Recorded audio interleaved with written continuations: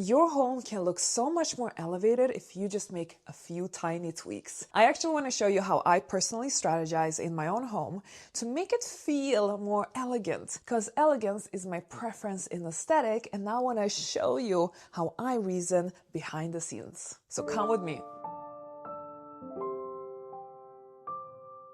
A lot of people underestimate the hallway. They kind of use this space as some form of no man's land, where you literally have all your jackets and shoes laying around. Like, there's not really a lot of thought about the hallway or the entrance. But think about it this way. This is actually the first thing your guests are gonna see about your home.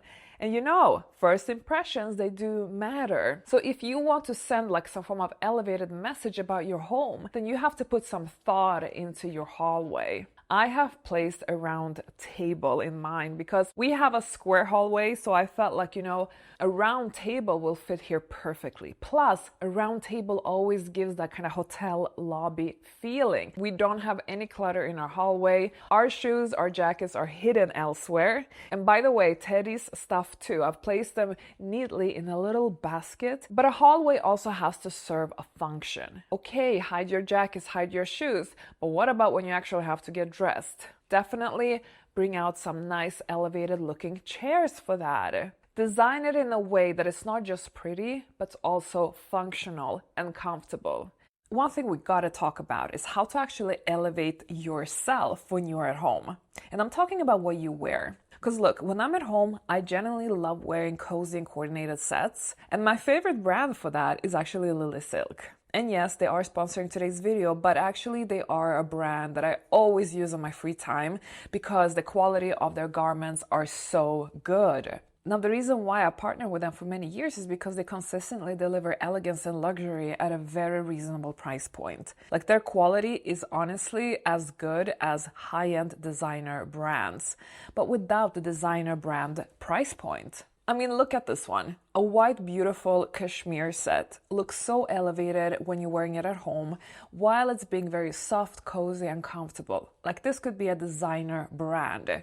Recently, Lily Silk has also introduced a new material called Silk Terry, which is a blend of silk and natural cotton terry. Now, it's plush, it's very breathable, and it's perfect for lounging. And by the way, check out this baby blue set and the pink. I mean, how gorgeous is this? All right, but you gotta know about my favorite fabric, and this is what Lily Silk does so well. Silk jersey. Ladies, if you have to choose just one material to wear at home forever, this will be it. It is silky, it is stretchy, it drapes beautifully, and it moves with you. And it's also very soft and very flattering to wear. And the best part, it's lightweight and it's never gonna make you overheat. Because, you know, the mixture of silk with jersey is slightly cooling. And by the way, have you seen that Selena Gomez loves Lily Silk too?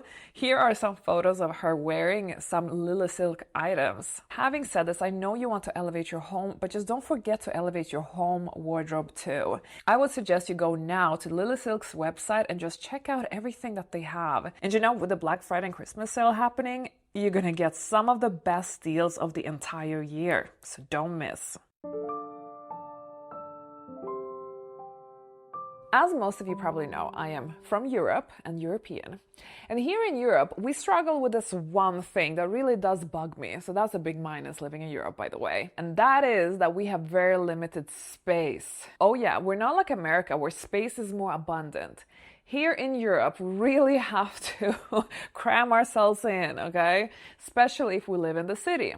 Like I do. But one thing that many of us are unfortunately forced to do is to have our kind of living area as a multi-purpose room. When you have your TV area as part of your guest area, that can sometimes make a home feel less elevated, let's put it this way. There's just something about the effect of the TV that actually does kind of downplay the elegance. That's all I'm talking about. I'm not saying you shouldn't do this or now it's a cheap experience. No, I understand that most people, because of lack of space, you're actually forced to have your TV in the common area where you bring your guests. But think about if there are clever ways how you can kind of hide the TV. Maybe like this or like that. I think that can be worth considering. Now look, if you have the space, I definitely suggest that you separate them both. And that's something that I have done in my own home. Whenever I have guests over, they simply go to the guest area where I have all my sofas, my little tables where I can really entertain. And then when my husband and I are watching TV, we're doing that in a separate room. As you can see in my house, we have placed almost like a bed-looking sofa in the entertainment room. I mean, I wouldn't Netflix and chill on this sofa, okay? It's not made for that. This is the perfect sofa for entertainment. It's visually different as well. Plus, you know what I also think it is? Like, when you receive guests, not everybody wants to kind of come and sit in your private area. Like, come and sit on your sofa where you can see, oh, there's like breadcrumbs from when Anna was like eating in front of the telly, you know? I guess it just feels sometimes like a bit of an invasion in your private space, which is why I think it's better to just separate them both. I don't have a lot of clutter in my home. Aesthetic alignment is important. So here we're talking about reducing any form of visual clutter. Truly luxurious homes, they always have a sense of calm in them.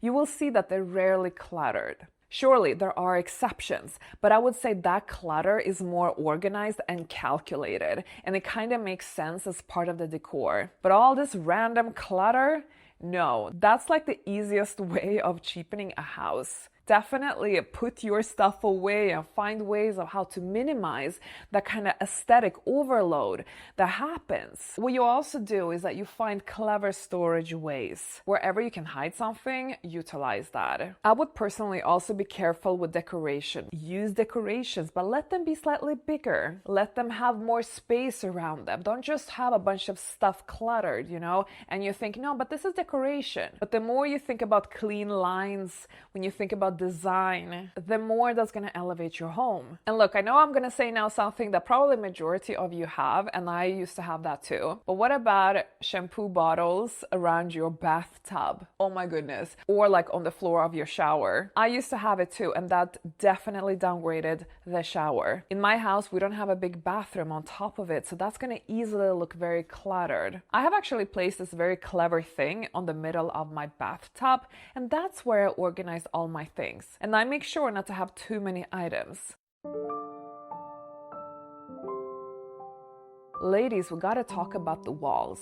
And sometimes I feel like this element doesn't get enough attention because people are usually more focused about elevating the furniture, elevating this or that, but not so much the walls. Although the walls are actually like the majority of the room if you think about it, even though it's always in the background, but it does leave an impression. One thing that I personally have is that I don't like white walls. Unless you have like these beautiful classic and chic French moldings or any form of panels, they tend to really elevate a white wall. White is often associated with rentals or temporary living. So what color do I use? Well, you can see it for yourself in the background. I have been married to this wall color for over a decade. I literally take it with me to every home that I change because I just love this color, and I'm gonna share it with you because it's one of the best wall colors out there. It's called Ammonite, and it's by a brand called Farrow and Ball. What I like about this color is that it's not too gray. There is a slightly warm touch to this gray because I wanted something a bit more neutral. And gray sometimes can be a bit tricky because oftentimes I've seen people use slightly darker gray, and that's not my preference personally. I prefer this very neutral that really does blend into the background. And if it would be slightly more gray or slightly more dark, to me, it would be just a no-no. Like it can maximum be this dark, in my opinion. But of course, color is such a personal choice. So in the end of the day, you gotta do what works best for you. Look, I need to talk to you about the bedroom. And we have a lot of things to uncover because number one, that I feel like a lot of people neglect this. We're talking now about your mattress. Like, forget about the bed base. Who cares about that? But like your mattress, did you know that that is like the most important thing you can ever buy in your life? Simply because you spend a third of your entire lifetime in bed. Definitely prioritize this purchase as soon as your finances allow it. Like, instead of buying that designer bag, let me tell you, you should buy that mattress. Thank me later, okay? Once I elevated my bed, and let me tell you what a game changer it has been. First and foremost, less tossing and turning, less body aches, better sleep quality, and having good sleep is just a non-negotiable. Before, I would sleep on cotton sheets. I would wake up every single day with like these sleeping wrinkles in my face and on my body. And then I started sleeping in silk. And let me tell you, I never wake up with these wrinkles on my body. Why? Because silk reduces the effect of wrinkles. And this is going to make you look more youthful. This is actually a non-negotiable if you are serious about beauty and aging. You know, if you buy silk sheets from Lily Silk, you're going to get an amazing bargain. Because actually silk, like proper silk, can be pricey. But that's what I love about Lily Silk, simply because they make these luxurious things so much more affordable. Yet they don't compromise on quality. Ladies, this is a must for you to get, especially now as we are during Black Friday and Christmas is coming up. Treat yourself this season. This is an investment that you're going to spend 30% of your lifetime in. It is always going to be worth the investment. Trust me. So going back to the topic of elevating your home so it looks more elegant. Let me tell you, a silk bed is definitely going to do that. I particularly enjoy the color white. Sometimes mixing and matching with too many colors can actually downgrade the entire bed appearance. So one thing though that really does elevate a bedroom, that's a headboard. And listen, I'm not an interior designer here, so there are of course exceptions to this Anna Bay rule, but I definitely think not having a headboard for your bed cheapens a bedroom. I'm sorry to say, but that's what I think. And same goes for height of the bed. The higher your bed is, the more luxurious it actually looks like. It reminds more of like a luxury hotel type of bed. So definitely don't be afraid of going a little bit higher and skip those really low beds unless that's really your aesthetic. I love buying fresh flowers. Oh my goodness, it has been my favorite kind of self-care routine since the early days of my leveling up. Because when I buy fresh flowers and I have them around at home, it's not just because of the decoration that flowers give you, but they also give you an energy. And same goes for plants, by the way.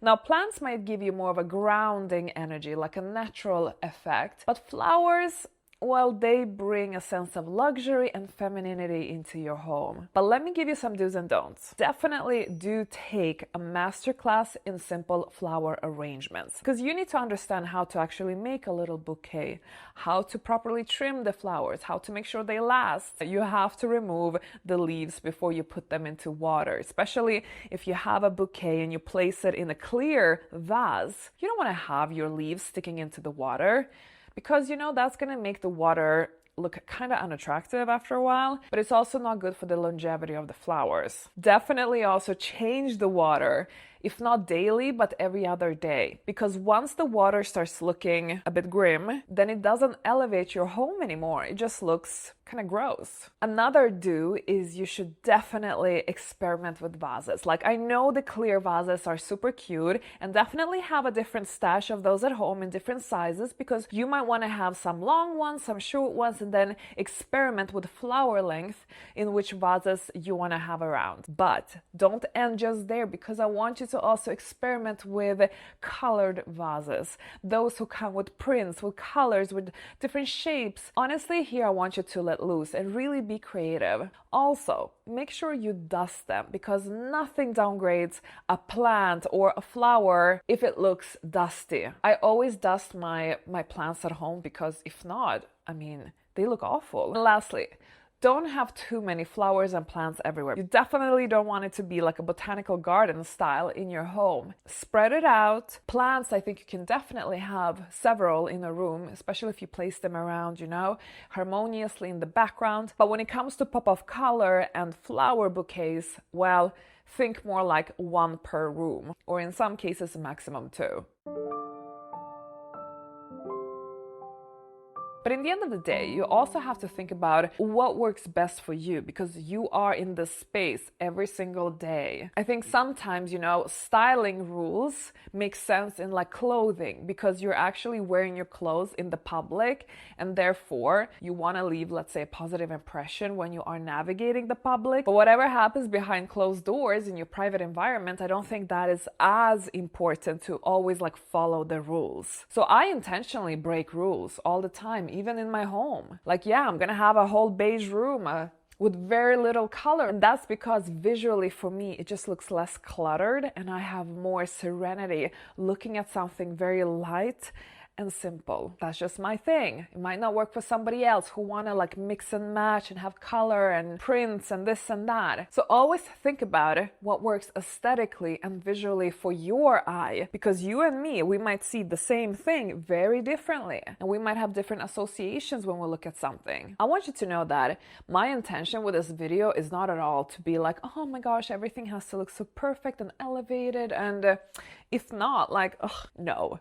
My intention here is to kind of give you just inspiration and share like how I do it. And I'm not an interior designer. Like, I just know like what I personally prefer in aesthetics. But we also have to always take into account the human element, the fact that there's going to be imperfections, and that's normal. And I want to show you some imperfections in my house. Like, as an example, this painting in my dining room actually drives me mad. I don't like it. And one day I'm going to replace it. But so far I haven't found the perfect replacement. So this project is currently on hold. But like, you're always going to have those elements in your house where you're like, yeah, I'm not sure about that. Actually, that does not work. And that's normal. Remember, another thing that I'm planning to replace, I know it sounds very simple, I just haven't found the time yet, is to replace these flower pots. Like, they annoy me so much, and somehow I feel like they cheapen a bit my house. Yeah, and I don't like the color of this one. This one really irritates me. Okay, one thing that I'm always trying to hide. So this is my office, and as you can see, it's like set up as an office, but also as my filming studio. But I'm always like terrified if somebody sees this terrible ceiling light. I know, you shouldn't have ceiling lights like that around. This is like the most cheap looking thing you can have in your house, a ceiling light like that. But it's just because I have these soundproofing panels, and then it's just been very hard to find another ceiling lights. But I've also been lazy. Okay, that's the truth. And so as you can see, like, you're gonna have elements like that in your home where you're like, okay, this is not like super nice, but it is what it is for the time being, and I'll get to it one day. And I just want you to know it's human, it's normal. So don't beat yourself up about it. If your home is not picture perfect, it's okay. Just have fun with your elevation and your elegance upgrade. See it as a fun little hobby project and let it take its time. So in today's video, I didn't mention anything about my walk-in wardrobe. And you know why? That's because I made a completely separate video about it. I've actually learned so much about having a walk-in wardrobe that I'm like, next time I create one, oh my gosh, I'm gonna do so many things differently. So I tell you all about it in this video. So go check it out.